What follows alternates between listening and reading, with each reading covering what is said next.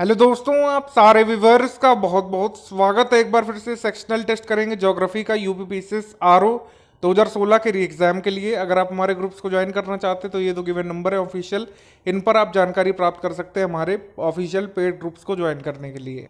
सबसे पहला क्वेश्चन है इस सेक्शनल टेस्ट का कि Venus is often considered as earth twin. शुक्र को अक्सर पृथ्वी का जुड़वां ग्रह क्यों माना जाता है, क्या कारण है इसका? तो जुड़वां ग्रह ये इसलिए माना जाता है क्योंकि पृथ्वी के साथ इसका आकार एक जैसा है। ठीक है, जैसा आकार पृथ्वी का वैसे ही आपका इसका भार वीनस का पृथ्वी जैसा और घनत्व भी पृथ्वी जैसा, तो इस वजह से हम इसको अर्थ से ट्विन बोलते हैं। Option number B. अंतर्राष्ट्रीय तिथि रेखा या फिर इंटरनेशनल डेट लाइन के बारे में है जो है हमको बात कर रही है, इसमें बताना है कौन सा स्टेटमेंट यहाँ पर करेक्ट है। तो इंटरनेशनल डेट लाइन ये हिंद महासागर से होकर के नहीं गुजरती है, सीधी रेखा नहीं है, ये जो बीच बीच में इसको डाइवर्ट किया गया है ये वाला सही है कि एक कैलेंडर दिन के परिवर्तन को अगले तक सीमांकित करता है। It demarcates the change of one calendar day to the next. हमारा आंसर हो जाएगा second only, option number A. अगला क्वेश्चन है question number third. Which of these rocks make up for large portions of crust of the earth. तो crust of the अर्थ में कौन कौन से रॉक्स सबसे ज़्यादा बड़ा हिस्सा बनाते हैं बताना है। तो कॉन्सेप्चुअल क्वेश्चन है। ग्रेनाइट जो है ये बनाते हैं और बसाल्टिक, ये जो है मेजर कंपोनेंट होते हैं अर्थ के क्रस्ट के। तो हमारा आंसर हो जाएगा यहाँ पर B, 1 and 2 only, option number B. आगे बढ़ते हैं।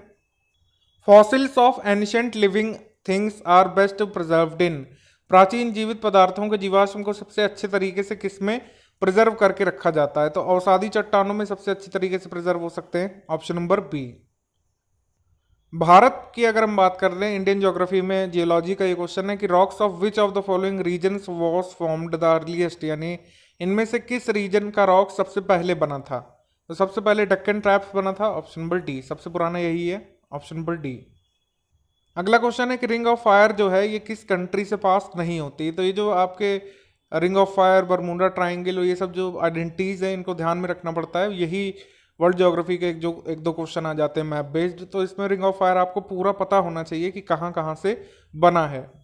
हालांकि कभी कभी ऐसे ऑप्शन होते हैं हमारे क्वेश्चन में जो बहुत आसान कर देते हैं सवाल को। अगर आपने इंडिया का मैप ही अच्छे से देखा है, आपको साउथ में श्रीलंका दिख जाता है, वहां पर कोई रिंग ऑफ फायर नहीं है, तो ऑप्शन नंबर सी हमारा आंसर है, श्रीलंका से पास नहीं होता है। Which of the following are the examples of fold mountain. Fold mountain का एग्जाम्पल निम्नलिखित में से कौन सा है? तो इसमें हिमालय है, आल्प्स है जो यूरोप में है, अपलाशियन जो आपका नॉर्थ अमेरिका में, यूराल जो रूस में है, अरावली जो भारत में है। कौन कौन से आपके फोल्ड पर्वत हैं? तो फोल्ड पर्वत है आपके उपरोक्त सभी, ऑप्शन नंबर सी, सारे के सारे फोल्ड माउंटेन्स है।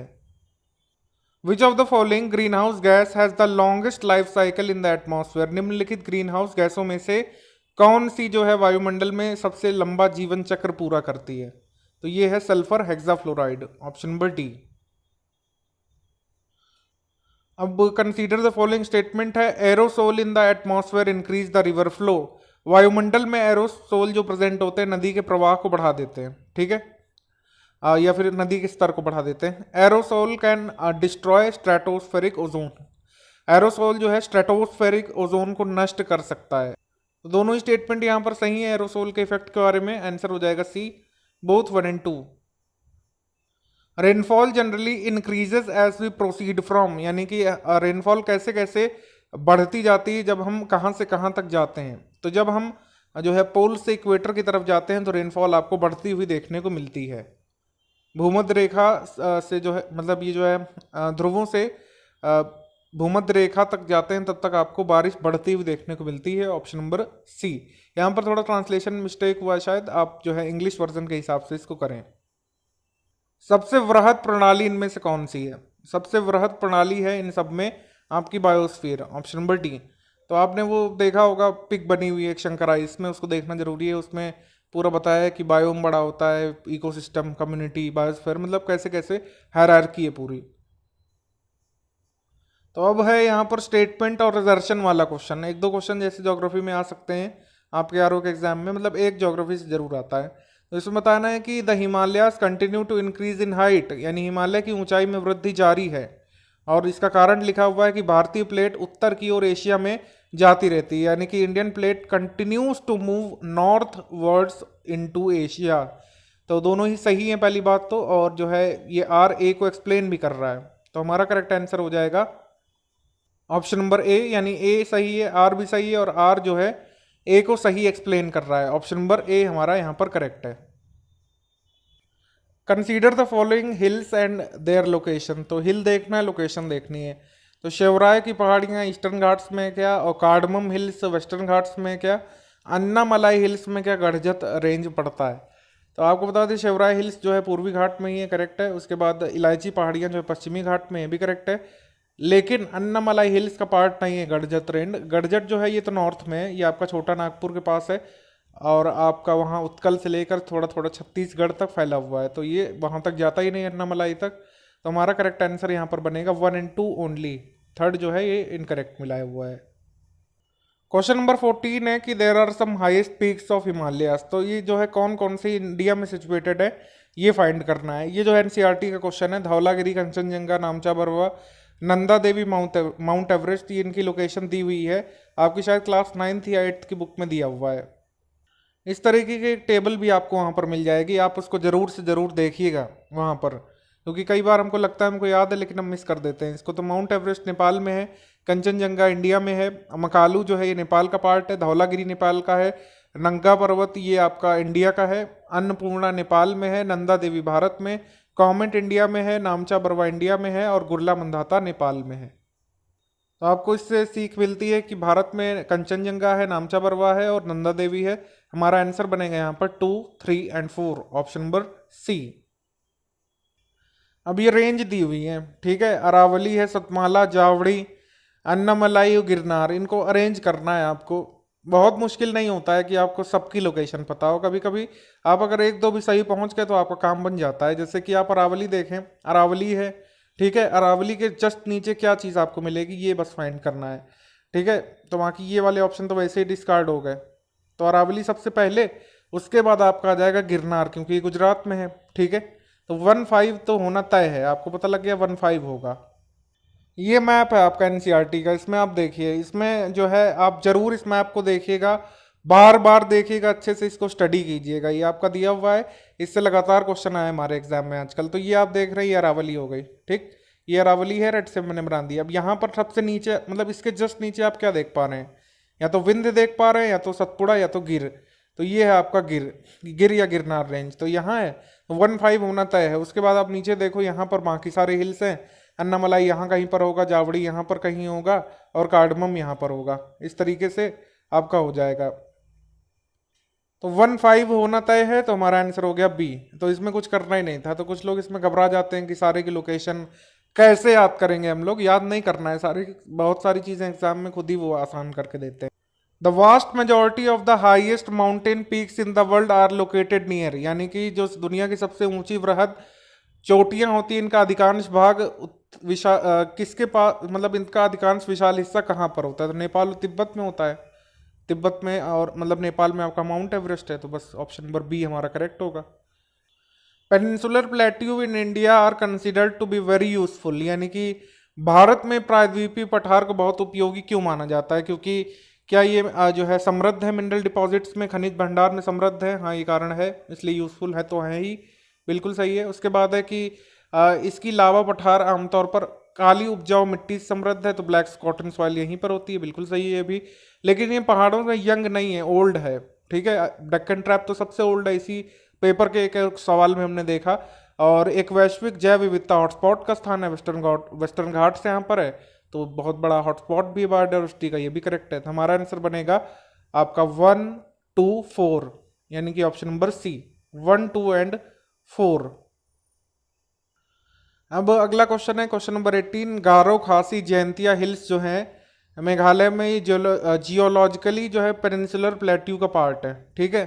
वेस्टर्न घाट्स जो है ये ईस्टर्न घाट से ज़्यादा, मतलब पश्चिमी घाट पूर्वी घाट से ज़्यादा ऊंचे हैं। ये भी करेक्ट है, ये भी करेक्ट है, तो आंसर हो जाएगा यहाँ पर A, both 1 and 2 correct. Question number 19 है, with reference to the Deccan trap consider the following statement, it was formed at the end of the carboniferous period, ये रॉन्ग है। उसके बाद है कि आग्नेय चट्टानों से इसका सृजन हुआ है, ये करेक्ट है, आंसर हो जाएगा यहाँ पर second only.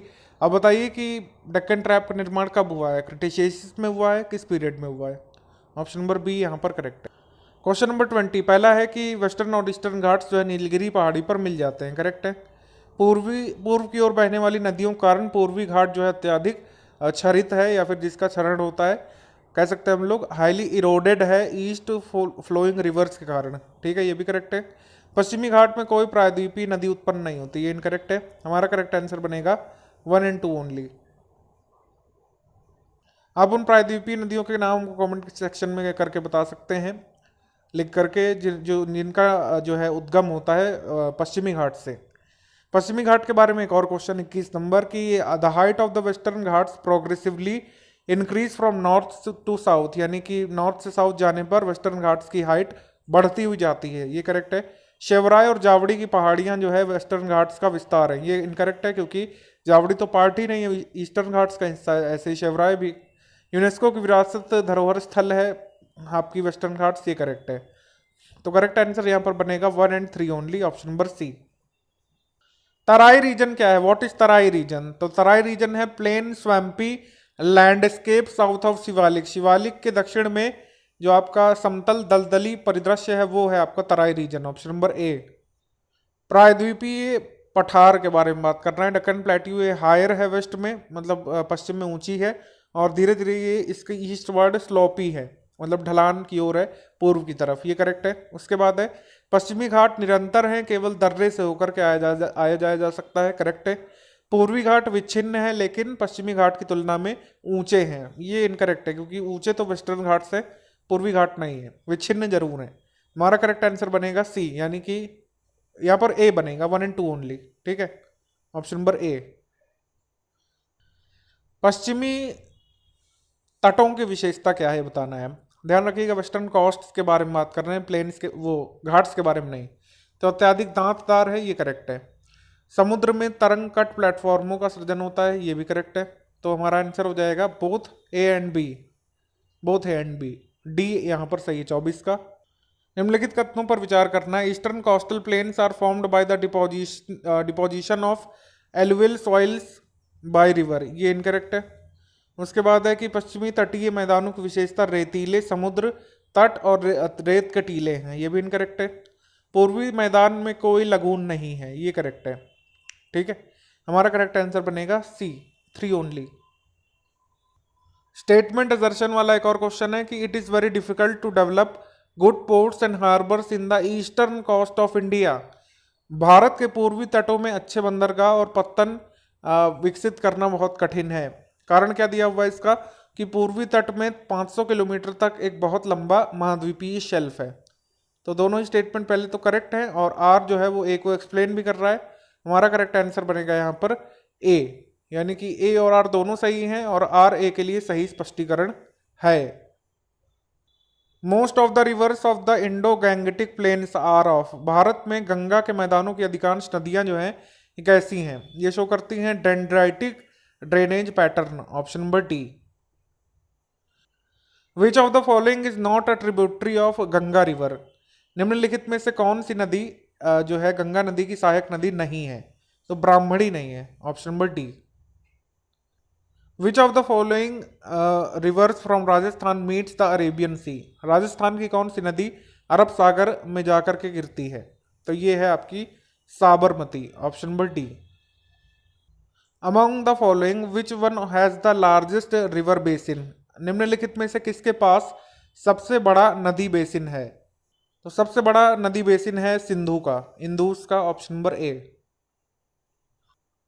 Indus receives which of the following Himalayan tributaries. Sindhu को हिमालय की कौन सी सहायक नदियां मिलती हैं, तो एक है गिलगित, नुब्रा और जस्कर, ऑप्शन नंबर ए।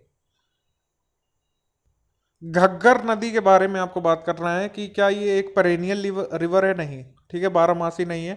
आंतरिक जल निकासी प्रणाली है, इंटरनल ड्रेनेज सिस्टम, करेक्ट, और शिवालिक रेंज से निकलती है, ये भी करेक्ट। तो आंसर हो जाएगा यहाँ पर 2 एंड 3 ओनली। हिमालयन रिवर्स जो होती हैं ये पॉपुलर हैं कौन कौन से पैटर्न या फिर लैंडफॉर्म बनाने के लिए, तो ऑक्सबो लेक बनाती है, और ब्रेडेड स्ट्रीम बनाती हैं, और फ्लैट वैली बनाती है, तो तीनों ही बनाती हैं आपकी Himalayan rivers, option number D. गोखुर झीलें बनाती है, ब्रेडेड स्ट्रीम्स भी और फ्लैट वैली भी, ऑप्शन नंबर डी। ब्रह्मपुत्र जो है ये तिब्बत ईस्ट से निकलती है मानसरोवर लेक से, ठीक है, ये करेक्ट है। उसके बाद है कि Brahmaputra is slightly longer than the Indus and most of its course lies outside India. Brahmaputra Sindhu से थोड़ी अधिक लंबी है, लेकिन इसका अधिकांश जो मतलब पाठ्यक्रम नहीं, अधिकांश जो इसका कोर्स है मतलब बहाव है वो भारत से बाहर की तरफ है। हमारा करेक्ट आंसर यहाँ पर मतलब ये स्टेटमेंट सेकंड भी हो गया। केनुला जो है ब्रह्मपुत्र की सहायक नदी है, ये भी हो गया, तो आंसर हो जाएगा डी। उपरोक्त तो सभी करेक्ट है। कावेरी नदी की जो मुख्य सहायक नदियां हैं वो कौन कौन सी हैं? तो एक है भवानी और दूसरी है अमरावती, ठीक है, तो आंसर हो जाएगा यहाँ पर 1 और 2। आप कमेंट करके बताइए कि बैतारणी और ब्राह्मणी किसकी सहायक नदी है। अब महानदी रिवर के बारे में बात करनी है। पहले लिखा हुआ है कि सेकंड लार्जेस्ट रिवर है गैंजेस के बाद, ये इनकरेक्ट है। ओडिशा छत्तीसगढ़ में डिस्प्यूट हुआ था महानदी की वाटर शेयरिंग के लिए, ये भी करेक्ट है, मतलब ये वाला करेक्ट है। उसके बाद है कि ये बे ऑफ बंगाल में गिरती है, ये करेक्ट है। हमारा करेक्ट आंसर बनेगा एक गलत, 2 और 3 सही, ऑप्शन नंबर बी। अब यहाँ पर विचार करना है कि रिवर्स और जिस स्टेट से वो निकलती है, महानदी छत्तीसगढ़ से और गोदावरी आंध्र से, कावेरी केरल से और ताप्ती मध्य प्रदेश से, कौन कौन से सही हैं जोड़े। महानदी निकलती छत्तीसगढ़ से, ये करेक्ट है, और ताप्ती निकलती है आपकी मध्य प्रदेश से, ये करेक्ट है। गोदावरी आंध्र से नहीं निकलती है, केरल से कावेरी नहीं निकलती है। हमारा करेक्ट आंसर हो जाएगा यहाँ पर 1 और 4 only, option number A. 38 number सवाल, the river that originate in western Ghats flow only eastward.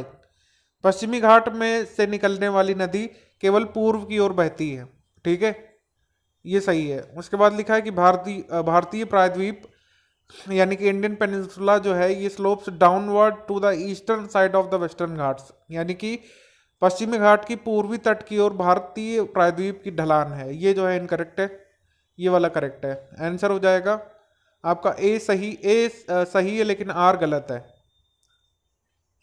Actually यहाँ पर उल्टा रीड कर दिया, ये वाला रॉन्ग है, ये करेक्ट है, ठीक है। पश्चिमी घाट से उत्पन्न होने वाली नदी केवल पूर्व में बहती है, ये इनकरेक्ट है, ये वाला करेक्ट है। आंसर हो जाएगा ए गलत है लेकिन आर सही है, option number C. Among the following which region is the least earthquake prone. निम्नलिखित में से किस क्षेत्र में भूकंप आने की संभावना कम है? तो दक्कन के पठार में भूकंप आने की संभावना कम है, बाकी सारे में ज़्यादा है। कच्छ की खाड़ी में, तराई रीजन में, सिलीगुड़ी कॉरिडोर में। डेसिडिवस फॉरेस्ट जो है जो पूरे इंडिया में सबसे ज़्यादा पाए जाते हैं, इनके पाए जाने की संभावना भारत के किस हिस्से में सबसे कम है? तो साउथ वेस्टर्न कोस्ट में सबसे कम है, क्योंकि यहाँ पर एवरग्रीन फॉरेस्ट ज़्यादा पाए जाते हैं। बाकी पूर्वी भारत में, गंगा के मैदान में, मध्य भारत में ज़्यादातर डेसिडिवस फॉरेस्ट ही पाए जाते हैं। निम्नलिखित में से कौन सा जोड़ा जो है सही मिलाया हुआ है? चीड़ जो है क्या ये आपका थॉर्नी बुशेस फॉरेस्ट है? नहीं। बबूल क्या ऊस्ट ट्रॉपिकल डेसिडिवस है? नहीं, ये रेन फॉरेस्ट का पेड़ है। सुंदरी जो है मैंग्रोव में होता है, ये करेक्ट है। आंसर हो जाएगा केवल 3। भारत में ट्रॉपिकल एवरग्रीन फॉरेस्ट कहाँ पर पाए जा सकते हैं? तो अंडमान निकोबार में पाया जाएगा, ठीक है। सुंदरबन लक्षद्वीप में नहीं पाया जाएगा क्योंकि इसमें रेन फॉरेस्ट पाया जाएगा, और लक्षद्वीप में भी रेन फॉरेस्ट ही पाए जाएंगे। सुंदरबन में तो वैसे मैंग्रोव पाए जाएंगे। तो पश्चिमी घाट का जो पश्चिमी ढलान है यहाँ पर मिल जाएगा, और उत्तर पूर्वी राज्यों में तो 1, 4, 5 में आपको मिल जाएंगे उष्ण कटिबंधीय सदाबहार वन, ऑप्शन नंबर सी 1, 4, 5। भारत और बांग्लादेश की सीमा किससे किससे लगती है? तो असम से लगती है बांग्लादेश की सीमा, मिजोरम से लगती है, और आपका त्रिपुरा तो पूरा 3 तरफ से वहां पर घुसा हुआ है, ऑप्शन नंबर बी।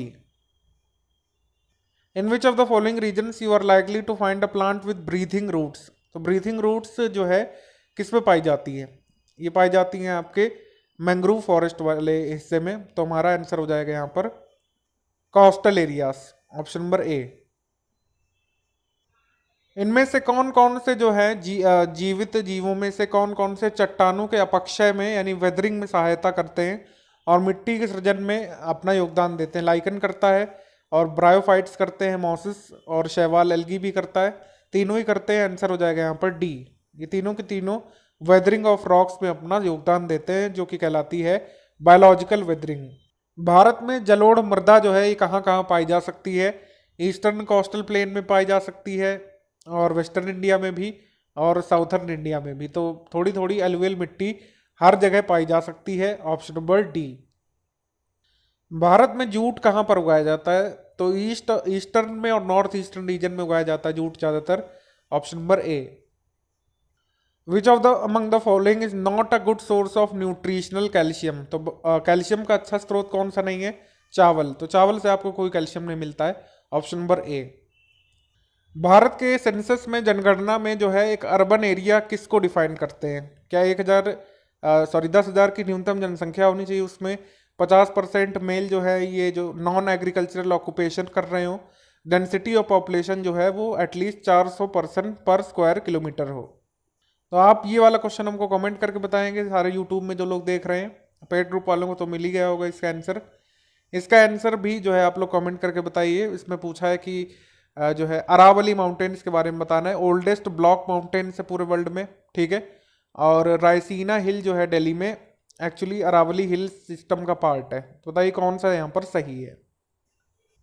जवाब देना आसान है ये तो आपने देख ही लिया होगा इसी जो हमारे एमसीक्यू सेशन में कि ये सही है कि नहीं सही है। ये वाला थोड़ा विचार करना पड़ेगा आपको।